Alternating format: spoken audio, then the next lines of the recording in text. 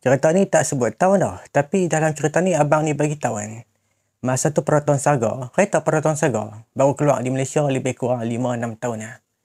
Lebih kurang anggaran anggaran kita agak lah. Mungkin cerita ni tahun 91, 92 macam tu lah lebih kurang kan. Ni buat agak-agak kita lah. Sebab abang ni kata macam tu kan. Proton Saga baru keluar di Malaysia. Jadi abang yang nama Saipul ni, orang Perak tu. Benda ni berlaku dekat abang dia. Bukan kat dia pun. Tapi abang dia ada arwah dah. Ni abang dia cerita balik dulu kan. Jadi itulah kita agak tahun 91 macam tu. Tahun 91 tu, abang dia yang nama Aman ni kan. Dia buat satu perjalanan tau. Masih dalam negeri Perak juga. Adalah pergi jumpa kawan dia ada kenduri tau. Kenduri kahwin. Dia duduk sehari di sana rumah kenduri ni. Walaupun dalam negeri Perak kok, tapi jarak dia jauh tau. Jadi Aman, abang si Saipul ni, dia buat perjalanan dengan Proton Saga dia. Dia pergi duduk kat rumah kenduri sehari pun. Sampai pukul 7 petang macam tu dia nak balik lah. Nak balik pun walaupun dalam Perak, tapi jauh tau.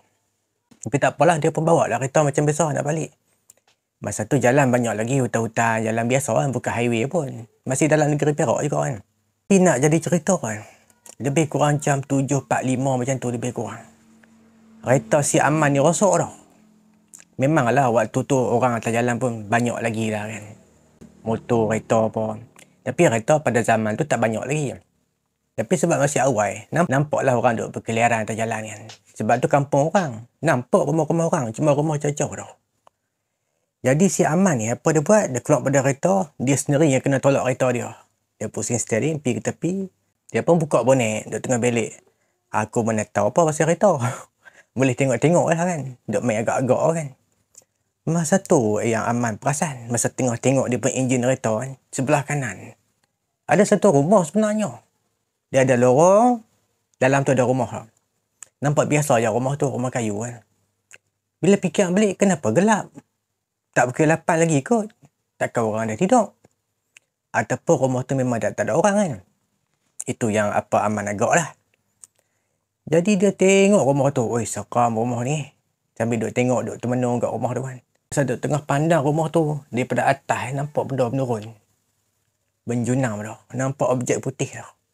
Hoi, takkan hantu kot. Tak pukul 8 lagi. Aman kata gitu. Dia pun tengok atas bumbung tu. Benda tu duk berdiri dah. Besar lah. Ni gaya ni langsiak ni. Lama jugalah Aman duk tengok benda tu. Dia pun tak tahu nak buat apa dah. Dia nak pergi ke mana. Kereta ada kat situ. Dia pula bukan orang situ. Dia pun tengok lah langsiak tu atas bumbung. Tapi jauh kan. Tapi macam mana dia tahu langsiak? Sebab nampak tinggi, hitam-hitam macam rambut sikit. Macam tu dia nampak lah. Lagipun masa tu kan, suasana dan cuaca dia berangin sikit. Nampaklah kain langsiak tu berkibar. Duk tengah tengok kan, tiba-tiba ada sebiji motor main dekat Aman. Bang, siapa bang? Aman pun tengok ke arah budak-budak ni, orang kampung situ. Dia tengok balik ke arah atas bumbung tu. Tak ada dah pun.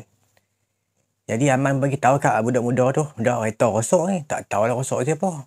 Budak muda ni duk tengok kat arah rumah tu kan. Tu Aman pun tanya, buat pasal apa? Duk tengok ke sana. Dia nampak apa-apa lah. Aman dah nampak dah sebelum tu kan. Tu budak muda tu kata dekat si Aman, bahaya bang kat sini bang, keras sikit. Dia punya musim dia. Aman pun tanya, musim apa ni? Budak muda tu kata apa dah? Langsiak duk mengamuk. Ni kawasan ni kan? Ni rumah ni macam pasal. Budak muda tu beritahu. Lah ni macam ni bang, jom. Saya tolong tolak pergi kat rumah pakcik tu. Saya kenal pakcik tu. Kita pergi parking dekat halaman rumah dia. Lepas tu budak muda tu pun tolak lah dengan kereta lah. Tolak. Adalah dalam puluh-puluh meter jugalah kan. Sampailah dekat rumah pakcik tu. Parking apa. Lepas tu budak muda tu pergi ambil motor dia. Budak muda tu main bagi tahu kat pakcik tu. Minta tolong parking saat kan. Dia kereta abang dia rosak kan. Budak muda tu kira bagus lah. Dia pergi cari kawan-kawan dia yang pandai repair kereta kan. Dia pergi cari kawan dia 3-4 orang dia pemain dah. Ya Aman duk risau lah. Cari kena aku. Kena sembelih aku kan. 500 kan 600 yang tak tahu kan. Jadi tak apalah, budak muda tu suruh kawan dia yang pandai buat kereta ni repair. Pakcik tu pun ada kat situ. Siap pasang lampu pun lagi depan rumah tu kan. Lepas tu budak muda ni, nama dia ni, apa ni, Arman tau budak muda tu. Arman ni cerita kat pakcik tu rumah tu. Ni cik, ni abang ni tadi, dia nampak lah. Dia main singgah atas bumbung tu. Pakcik tu pun tahu dah apa dia, langsiak tu lah. Daripada rumah pakcik tu, walaupun jarak jauh kan, boleh nampak sikit-sikit kat rumah tu. Kira pakcik tu lagi banyak tahulah sejarah dan cerita sebab dia orang situ. Dekat juga dengan rumah tu. Kat sini pakcik tu buka cerita dah. Pasal tu kawan si Arman ni tengah repair lah kereta si Pak Aman ni. Sambil tengok pemain duk repair, sambil sembang. Pakcik tu kata, yang tu rumah bomoh tu, bomoh jahat. Pakcik tu kata tu. Biasa orang luar duk main kat dia. Dia ni jenis berbuat apa sihir-sihir kat orang ni. Bukan jenis bomoh biasa. Pengeras RM10 pun boleh bagi dah kan, RM20. Dia ni lain. Tu dia punya upah dia. Tu pakcik tu cerita tengah-tengah malam kan. Duk dengar lah, suara menjerit lah, meraung lah kan. Nampak cahaya lilin lah kat belakang rumah lah apalah. Macam-macam benda lah pakcik ni apa tahu kok. Kat sini apa si Aman tanya, tu apa kena-mena dengan hantu tu, dengan lansiang tu. Pakcik ni buka cerita lagi dah. Dulu masa bini dia mati kan, dia nak bangkitkan balik bini dia. Orang cerita dulu, dia pergi korek dah kubur bini dia, dia berbalik jasad di rumah, dia puja lah. Itu yang jadi lansiang tu. Memang benda ni, bomoh tu cerita dekat orang. Bini dia duk ada di rumah, bini aku tak mati pun. Dia kata aku tu. Sebenarnya yang tu apa ni, jin kan, yang dia puja kan, menyerupai bini dia. Dah hujung-hujung hayat bomoh tu kan, adalah orang main nak jumpa dia, nak buat rawatan kan, macam tu lebih kurang kan. Orang tengok pintu terbuka lah. Bagi salam, tak ada jawapan. Dia apa hendak-hendak dalam rumah tengok. Duk terlentang lah kan. Dekat lantai penuh dengan tai lah. Tai dia sendiri lah. Tu banyak lilin yang bekas dah terbakar lah. Yang dah pendek kan. Dah padam dah. Lilin banyak lah. Dia mati dengan cara macam tu. Tapi lepas rumah tu mati, rumah tu tak ada siapa lah, kosong kan. Sebab lah dia tinggal kat situ seorang. Tapi kelibat langsiang tu, orang duk jumpa lagi dah. Tu pakcik tu kata nasib lah siapa nak jumpa. Kalau main pukul 2-3 pagi pun, kalau dia tak keluar lah kan. Dia selalunya seorang-seorang, orang yang penakut, dia tunjuk lah. Pakcik tu kata langsiang tu sebenarnya tu lah, yang bomoh tu puja lah. Jenazah bini dia pergi korek, dia pergi puja, tu jadi langsiang tu. Si Aman dah dengar cerita pakcik tu, diam nak kata apa. Lagipun bukan kampung dia kan, dia pun kata apa sangat. Jadi Aman duk harap, hari ni tak siap lah malam ni kan. Kau boleh tidur rumah pakcik ni. Sebab apa tau? Dia duk tengok anak perempuan pakcik tu lawa. Tu Aman duk harap ni dapat tidur rumah pakcik ni kan. Tapi tak dapat pun tidur rumah pakcik tu. Kereta dia siap malam tu. Masa tu budak-budak yang nama Arman tu kan, dia berbincang dengan pemain.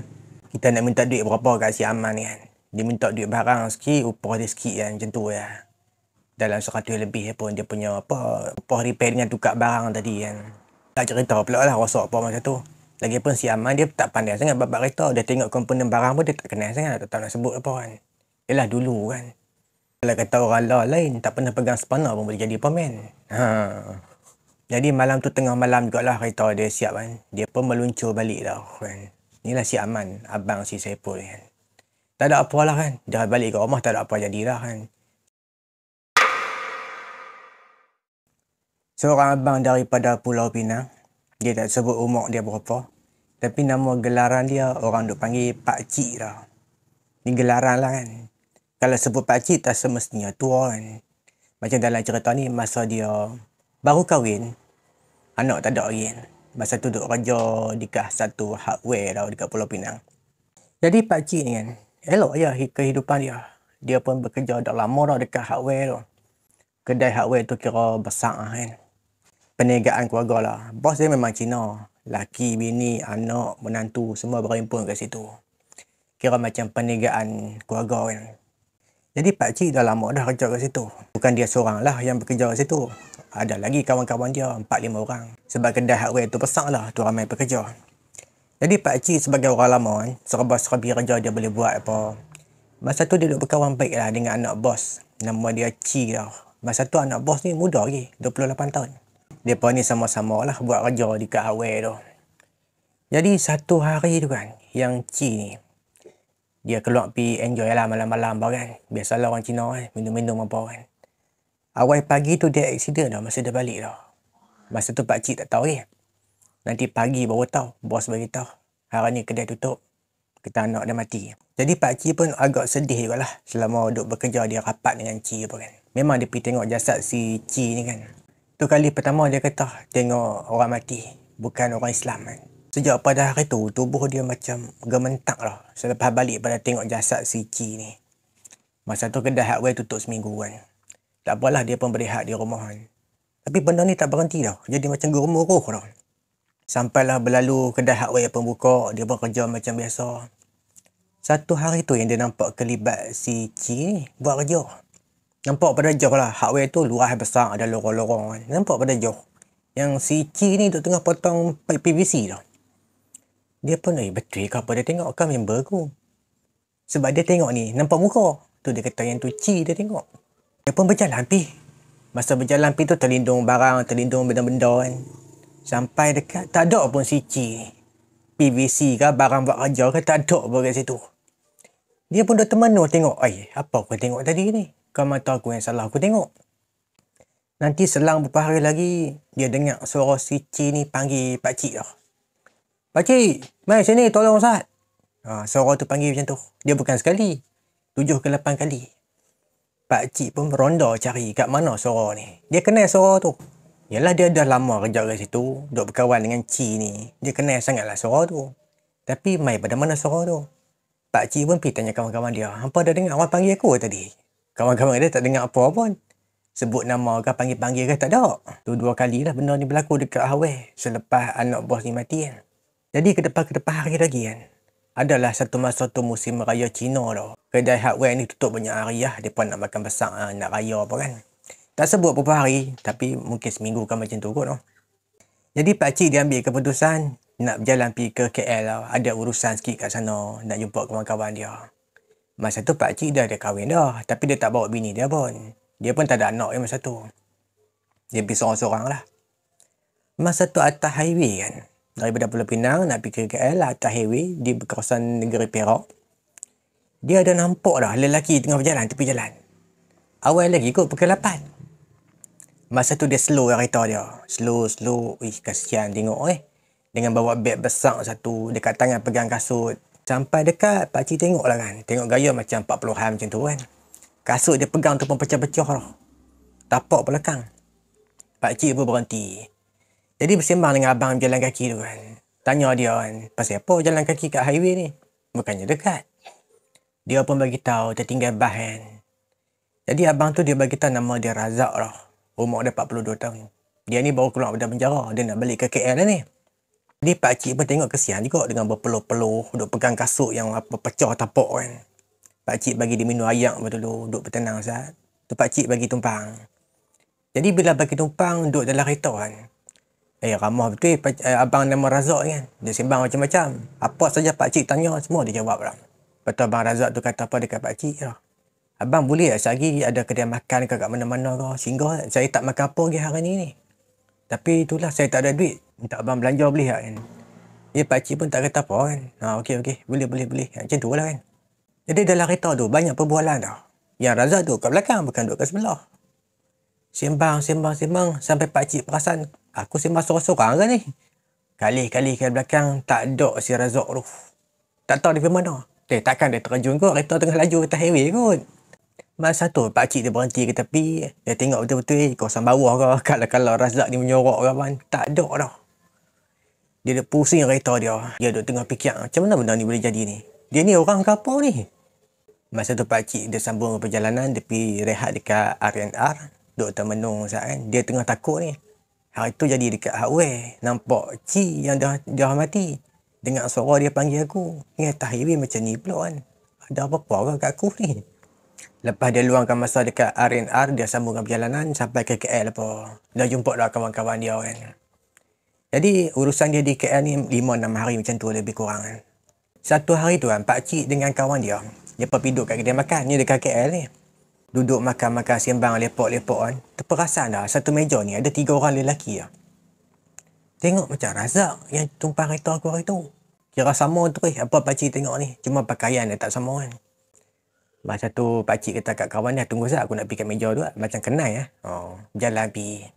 Bagi salam kan. Tanya, ni abang Razak ke? Yang hari tu tumpang saya. Jadi brother tu kata, Razak tu abang saya. Saya bukan Razak.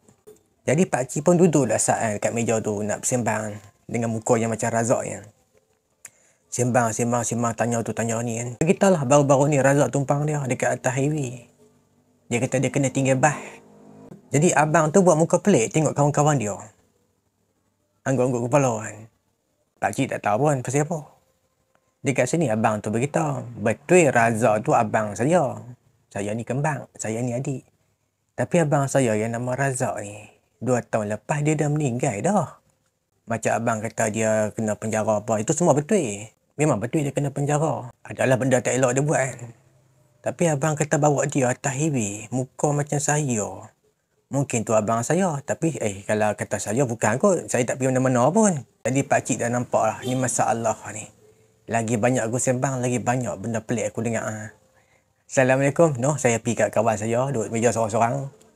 Pergilah dekat kawan dia balik kan. Kawan dia pun tanya lah kan. Siapa dia tu orang kenal ke? Tak ada apa, tak ada apa. Pakcik tak cerita apa kat kawan dia. Selesai urusan di KL, dia pun balik ke Pulau Pinang kan. Dia pun nanti bekerja macam biasa apa semua. Dia masa tu anak tak ada lagi. Dia pun malam-malam jumpa kawan-kawan dia orang. Pukul 9 sampai pukul 12, itu time dia jumpa kawan dia lah malam-malam. Kadang-kadang lajak sikit lah pukul 1 pagi ke apa kan. Malam tu daripada rumah kawan dia, dia naik motor nak balik dah. Dia terperasan kat depan. Daripada dalam jalan tu benda ni boleh nampak. Macam perempuan pakai jubah hitam. Siap dengan pakai tutup mulut apa, macam furdah macam tu kan. Benda ni dia tepi-tepi semua sikit. Dah dekat sikit, bukan perempuan rupanya. Yang pakcik tengok ni orang hitam. Tanduk dia turun ke bawah dah. Benda tu macam tunggu pakcik dah. Pakcik dah berhenti dah, tapi dia tak tutup enjin lah kan. Gear pun masih ada. Dia terus pulai minyak laju ni, berjalan kampung ni. Dan dia tengok belakang banyak kali ni. Memang benda tu ligan dia. Tapi tak dapat pun. Ikut lah, benda tu ikut kan. Meter 70 ke 80 ke, benda tu duduk kat belakang, duduk ligan dia. Benda tu hitam semua, tanduk dia turun ke bawah. Dia pun tak tahu apa dia. Banyak kali ni, tengok belakang, sampai ke depan rumah, duduk tengok belakang. Masuk tu dalam rumah kelang kabut ni. Kunci pintu pun, pergi duduk kat sofa, buka tingkap. Masa tu bini pakcik tu tengok gelagat dia. Pelik ni lelaki aku ni, pasal apa? Kalau masuk rumah, duduk atas sofa, buka tingkap. Siapa ligan dia? Pakcik pun duduk tengok kat luar kan, terjalan kan. Merata lah dia tengok, masa buka tingkap kan. Masa tu nampak satu benda hitam jalan dah. Lagipun depan rumah dia ada lampu jalan. Bukan betul-betul depan lah, macam tepi sikit kan. Orang kata ada cahaya lah. Benda hitam duduk atas jalan. Duduk tengok-tengok kat arwah pakcik yang buka tingkap ni. Lagipun jauh kan, pakcik pun tengok kan, bagi puas kan. Nak tengok betul-betul lah kan. Dia pun panggil bini dia. Yang, mai Sat. Nampak ada siapa-siapa atas jalan tu. Bini pun duduk sekali atas sofa, duduk tengok kan. Tak ada apa pun. Bini dia dah tahu apa, tak takut lah. Tu pakcik kata kat bini dia, tu duduk nampak tu, atas jalan tu. Tapi bini dia tetap kata tak nampak apa lah. Jadi kat sini pakcik dia syok lah. Ni kat dia ni ada masalah ni kan. Orang lain tak nampak, aku nampak lah. Lepas tu tutup tingkap senyap. Benda ni tak ada jadi apalah dalam rumah kan. Dia mengusik dengan cara macam tu lah. Dia tunjuk-tunjuk, dia kacau-kacau kan. Duk esok tu, pakcik dia nak pergi kerja, dia lalu kat tempat yang dia nampak macam perempuan tu kan. Tak ada apa pun, biasa je tempat tu. Hutan-hutan semua kampung lah. Dia tengok-tengok sat lah dalam 2-3 minit kan. Lepas tu dia belah lah, dia pergi kerja. Balik kerja petang tu baru dia cerita kat ayah dia lah. Kat sini ayah dia kata jangan duk tunggu lama-lama benda macam ni. Ayah dia suruh pergi berubat dah. Tapi tak adalah pergi berubat jauh-jauh orang yang terkenal ke ada pun. Kawan-kawan ayah dia juga yang berubat dah. Dengan cara simple lah, tak ada pelik-pelik pun. Buat ayah tawang je. Kawan ayah pesan, sebulan 2 ni kalau boleh jangan keluar malam. Duduk di rumah. Benda ni yang mengembirakan bini pakcik. Sebab pakcik tak keluar dah malam-malam selama sebulan 2 tu. Jadi dah habis pantang, sebulan 2 tak keluar malam kan. Dia dah rasa biasa kan. Tak ada apa yang pelik-pelik dah jadi kat dia dah. Itulah apa yang pakcik syok lah. Hijab je lah kan. Yang boleh nampak benda-benda yang orang lain tak nampak ni. Seorang abang ni dia kongsi cerita no, zaman budak dia dulu. Umur ke 12 tahun atau 13 tahun masa tu. Dia ni lahir di Perak dan membesar di Perak. Sampai hari ni lah duduk di Perak apa kan. Masa umur dia 13 tahun tu, orang tua dia tak bagi naik motor apa. Nak pergi mana-mana suruh naik basikal lah. Lagipun tak katalah bukan dia pergi jajah pun. Duduk main kawasan kampung lah. Jadi Abang Mi ni dia suka pergi rumah Tok Wan dia. Sebab apa dah? Dekat rumah Tok Wan dia ada satu kedai runcit. Lepas tu ada satu kedai jual laksa, air kacang. Lepas tu senang pula dia minta duit dengan Tok Wan dia. Tu budak-budak kawan-kawan ramai kat situ duk main. Senang, dia lapak-lapak ayam masuk kedai, beli ayam kan. Kat situ lah apa ni pot budak-budak duk berhimpun main dah. Tengok keadaan lah. Kalau ramai adalah permainan depa kan. Kalau tak ramai adalah permainan yang cara tak ramai. Jadi petang-petang pukul 4 situlah Mi akan kayu basikal. Adalah 500 meter kayu basikal kat rumah Tok Wan dia ni. Petang tu ramai dah kawan-kawan dia. Dalam 14 orang ke 15 orang macam tu. Mereka pun pakat-pakat nak main apa kan. Bincang, mereka nak main polis tantri tau. Setengah tempat sebut polis entry kan, one two jaga. Macam tempat mandi, kami sebut polis tantri. Itulah buat 2 grup kan, 5 orang ke 6 orang sebelah ke. Satu grup jadi polis, satu grup jadi pencuri. Lepas tu bertukar-tukar kan. Yang itulah permainan di pemain dah. Jadi waktu mula di pemain tu tak ada masalah apa pun. Tak mencabar sangat pun. Semua kawan-kawan menyorok tempat yang senang jumpa tau. Nanti dah melarat petang, mulalah menyorok tempat bukan-bukan dah. Petang tu pukul 6 lebih, yang kena dekat Mi kan. Yang Mi ni dia pergi menyorok dekat satu rumah orang kampung, nama dia Mak Tih dah. Rumah biasa ya, kat belakang rumah dia pergi menyorok, ada satu pokok besar. Dia pula badan kecil, menyorok belakang pokok tu ya. Di belakang dia hutan dah. Jadi Mi pun dia stay kat pokok tu, duduk menyorok dah. Tunggulah kan, tengok kawan-kawan kot main cari ke apa. Memang ada kawan dia cari, tak jumpa. Pukul 6.30 tu dia dengar ada suara dah. Psst, psst. Dia ingatkan ada kawan dia menyorok juga dekat-dekat situ. Dia pun kali cari. Masa dia kali cari, tengok di belakang kawasan hutan-hutan ni. Nampak ni, kaki panjang, putih gebu, mata dia merah dah. Agak-agak apa dia? Yang Mi tengok ni, anjing dah. Anjing putih. Kawasan tu tak ada anjing pun. Nak kata anjing liak ke tak ada pun. Tapi yang dia tengok anjing putih. Tu dalam cerita ni Mi kata, macam mana kita tengok arnab yang bulu dia putih, gebu, mata merah. Macam tu lah rupa dia. Tapi yang ni anjing dah. Kaki dia tinggi. Badan ni biasa ya. Mata dia merah ni. Duk tengok-tengok Mi dah. Tak tahu nak buat apa dah. Terayak juga kat situ si Mi ni. Ketak-ketak ni. Budak pula masa tu. Kalau benda ni jadi kat orang dewasa, cerita ni jadi lain lah kan. Sebab cerita ni jadi kat budak. Masa tu Mi budak lagi. Anjing tu tak buat apa kat dia pun. Tengok dia ya. Lepas tu anjing tu patah balik masuk dalam hutan. Cara dia berjalan macam rusa dah. Dia banyak melompat. Mi pun dia berlari pergi kat pokok dia berimpun ni. Sambil berlari duk teriak ni. Berlari jatuh, teriak apa kan. Sampai kat sana, orang pun pelik dia ni pasal apa ni. Dah mula ramai orang berimpun. Orang dewasa pun mai, orang tua pun mai. Bila orang tanya, pasal apa? Dia tak boleh nak jawab. Dia banyak teriak kan. Yelah budak-budak kan, teriak sampai sedu-sedu pun kan. Kalau abang-abang orang dewasa main pecik-pecik belakang dia, gosok-gosok belakang, nak bagi dia tenang kan. Lepas tu baru dia cerita. Dia pergi menyorok kat belakang rumah Mak Tih. Kat belakang pokok, ada anjing putih kat belakang dia. Anjing putih, kaki panjang, mata merah lah. Senyap terus orang kat situ. Weh, benda apa dia tengok ni kan? Hantu lah, makhluk apa kan? Orang pun tak tahu. Kebetulan Mak Tih pun main. Sebab nampak orang ramai berimpun kan. Mak Tih pun main tanya siapa. Jadi orang kat situ bagi tahu lah ni. Apa Mi? Dia kata tengok benda kat belakang rumah Mak Tih. Anjing putih besar. Mak Tih pun teringat. Yang tu ya anak perempuan dia cerita. Anak perempuan dia pun biasa nampak anjing putih tinggi tu. Tapi Mak Tih tak percaya sebab dia tak nampak. Lagipun belakang rumah Mak Tih ni, dia punya tandas kat belakang. Anak dia kalau nak pergi berak ke kencing apa kan, minta apa Mak Tih teman. Jadi Mak Tih ingat mungkin tu alasan anak dia lah kan. Sebab takut nak pergi ke belakang, minta teman. Tu yang kata nampak anjing putih tu. Bila Mi kata dia pun nampak, Mak Tih dah rasa benda ni betul lah apa anak perempuan dia tengok kan. Lama jugalah nak bagi Mi ni tenang. Macam-macam dia buat. Picit-picit bau lah kan. Gosok-gosok badan, minum air lah kan. Lepas tu baru dia pergi hantar lah kat rumah dia. Dia tetap kayu bersekal balik. Dia teman dia. Adalah 2 orang abang-abang kan. Dia ikut dengan motor dah. Jadi dah sampai ke rumah, dia cerita kat ayah lah. Dekat ayah abang Mi lah. Ayah dia tak marah pun. Nampak macam mana benda nak jadi kan. Masa tu yang Mi ingat lah kan. Malam tu ayah dia bagi ayat ubat. Tak tahu ayat ubat tu siapa yang buat apa semua kan. Lepas dah dewasa baru dia tahu lah. Yang tu ayat tawang rupanya. Tu yang Mi kata ayat ubat. Ayah dia bagi. Suruh dia minum kan. Tak pernah jadi apa dah lah kan. Jadi masa umur 13 benda ni jadi. Masa pun berlalu 7 ke 8 tahun. Mi pun dah sekolah menengah habis dah kan. Zaman habis sekolah tu pun dia pun mula nak cari kerja lah apa. Nak cari duit apa kan. Tempat yang dia pemain dulu dekat kedai runcit ni kan. Geng-geng budak lain yang main pula. Kira lapis-lapis baru. Adalah ramai adik kawan-kawan dia pun duk pergi main kat situ. Dia pun duk berimpun apa kan. Satu hari tu, dia pemain macam Mi main dulu lah. Polis tantri ni kan. Ramai budak-budak belah-belah orang kat situ. Jadi benda ni jadi dekat adik kawan si Mi. Kawan Mi seorang ni nama dia Roslan. Adik si Roslan ni nama Rosli dah. Umur baru 12 tahun masa tu. Cara mereka main ni, pergi menyorok lah. Pergi menyorok belakang rumah orang lah kan. Mereka adalah buat kawasan mereka kan. Tak boleh lebih pada kawasan mana kan. Tak boleh pergi jauh mana.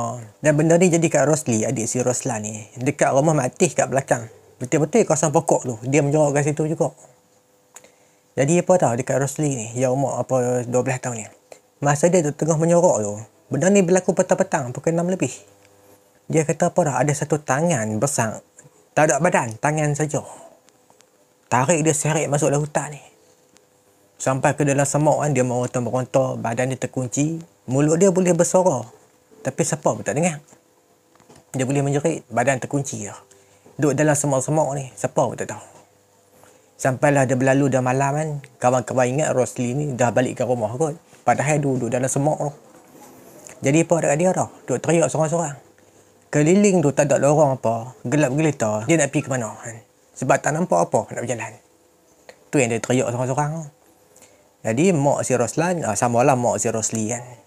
Mai carilah kat kedai runcit, mana anak aku kan. Biasa kat situ pak budak-budak melepak. Tak ada. Pergi tanya rumah tu, tanya rumah ni, tak ada. Bagi tahu kat Roslan bagi tahu kat Mi. Tu dia keluar mai cari tu. Pergi carilah tempat dia main menyorok-menyorok kan. Belakang-belakang rumah orang, bawah rumah orang. Masa tu dia jumpa slipper dah. Kat belakang rumah Mak Tih dah. Dekat sini Mi teringat kejadian dia dulu tu. Yang anjing putih kan. Takkan saya saja dia tinggal kasut kat sini. Cara dia letak kasut bukan macam tu. Bukan dua gitu tau. Berselerak kasut dia. Ni mesti jadi apa ni. Masa tu salah seorang dengar lah. Budak teriak dalam hutan. Dia suruh senyap lah, senyap. Dengar betul-betul ada lah. Masa tu tak suluh-suluh lagi kawasan hutan. Dia dah nampak dah benda putih lalu. Benda putih lalu tu. Dia tak ada nak suluh. Nampak kelibat kan. Cepatlah benda tu kan.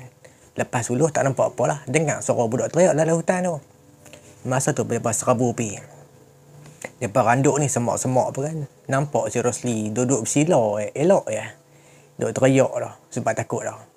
Dia kalau benda ni jadi kat orang dewasa, cerita ni jadi lain kan. Ni budak-budak kan. Umur baru 12 tahun. Tak tahu nak pergi mana. Boleh teriak lah kan. Masa tu si Roslan dia dukung adik dia bawa keluar lah. Pergi kat luar kan. Tenang lah sikit kat luar kan. Kat sini ni yang dia cerita ni. Satu tangan besar seret dia. Lepas tu kunci badan dia tak boleh bergerak lah. Sampai gelap. Bila dah gelap tak nampak apa. Ni nak pergi mana? Boleh teriak lah. Kat sini Mi teringat balik lah. Cerita yang anjing putih dulu kan. Yang dia biasa kenal kat belakang tu kan. Jadi Mak Tih biasa cerita lah dekat mereka kan. Ni masa Mi dah dewasa kan. Yang suami dia biasa nampak bewok 2 kali. Dia bukan sahih biasa lah. Mak Tih ni badan jenis gempai-gempai kan. Suami Mak Tih kata, bewok tu 2 kali ganda badan Mak Tih. Pelannya dia berjalan. Dia tengah masuk ke dalam hutan. Kali pertama suami dia takut. Kali kedua suami dia cuba baling dah.